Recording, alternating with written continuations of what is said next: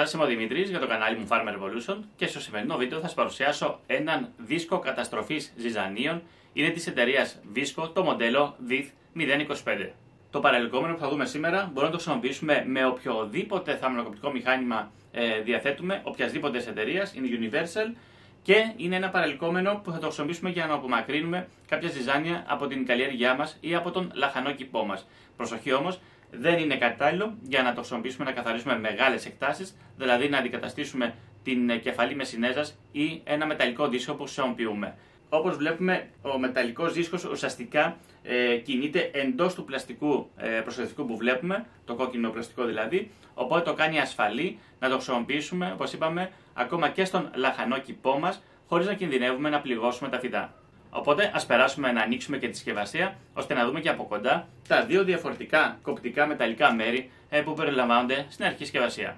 Οπότε έχουμε ανοίξει και τη συσκευασία μας και βλέπουμε ότι στην αρχή του συσκευασία περιλαμβάνει ένα πλαστικό προστατευτικό και δύο μεταλλικούς δίσκους, έναν πεντάφτερο και έναν δίφτερο. Τα μεταλλικά μέρη είναι αυτά εδώ που κρατάω στα χέρια μου. Εδώ βλέπουμε ότι έχει ένα ουσιαστικά πεντάφτερο μικρό δίσκο με κυρτά μέρη, προς τα κάτω δηλαδή οι άκριες του, και σύμφωνα με τις οδηγίες χρήσεως του κατασκευαστή αναφέρεται ότι είναι κατάλληλο για μέρη που είναι καλυμμένα με νερό. Τώρα θα μου πείτε πού να χρησιμοποιήσουμε το συγκεκριμένο παρελκόμενο, μιας και δεν καλλιεργούμε ρύζι. Ουσιαστικά θα μπορούσαμε να το χρησιμοποιήσουμε σε περίπτωση που ποτίζουμε κάποια δέντρα που έχουμε με αυλάκι, δηλαδή να έχουμε σκάψει γύρω από αυτά και να γεμίζουμε το λάκκο με νερό. Οπότε, αφού έχουμε ποτίσει το δέντρο μας και υπάρχει και νερό μέσα στο αυλάκι, θα μπορούσαμε να χρησιμοποιήσουμε το σημαίνο παρελκόμενο ώστε να καταστρέψει τα ζυζάνια που υπάρχουν σε αυτό, μιας και το έδαφος πλέον θα είναι πάρα πολύ μαλακό αφού έχει ποτιστεί.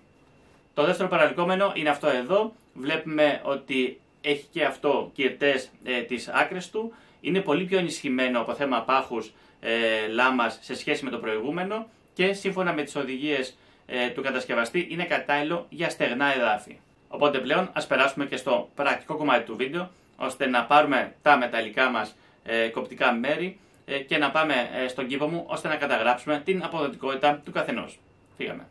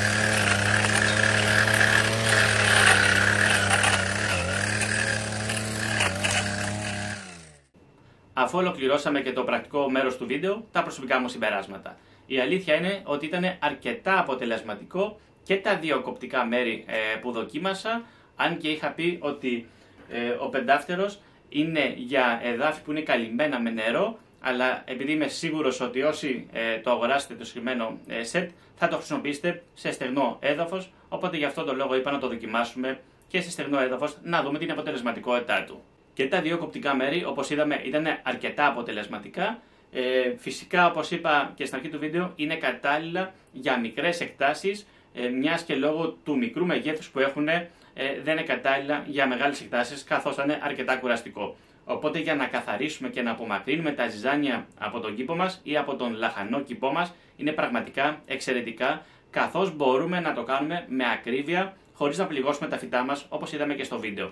Το θαμνοκοπτικό μηχάνημα που θα χρησιμοποιήσουμε δεν χρειάζεται να έχει μεγάλη ισχύ, μιας και στο βίντεο χρησιμοποίησα ένα θαμνοκοπτικό μηχάνημα με ισχύ 2 ύπους, όπου ήταν πάρα πολύ αποτελεσματικό. Στην αρχή του βίντεο, όπως είδαμε, στο πρακτικό μέρος, ουσιαστικά ξεβίδωσα το μπροστινό μέρος της γωνιακής κεφαλής, ώστε να προσαρμόσω το προστατευτικό του καταστροφέα που υπάρχει μέσα, το κόκκινο στρογγυλό που είδαμε, και μετά χρησιμοποίησα τον δεύτερο καταστροφέα πρώτα, όπου είναι πολύ ενισχυμένο σε σύγκριση με τον πεντάφτερο και ήταν εξίσου πολύ αποτελεσματικός. Μετά, όπως είπαμε, χρησιμοποίησα και τον πεντάφτερο, γιατί ήμουν σίγουρος ότι θα τον χρησιμοποιήσετε και ήταν πραγματικά εξίσου πολύ αποτελεσματικός.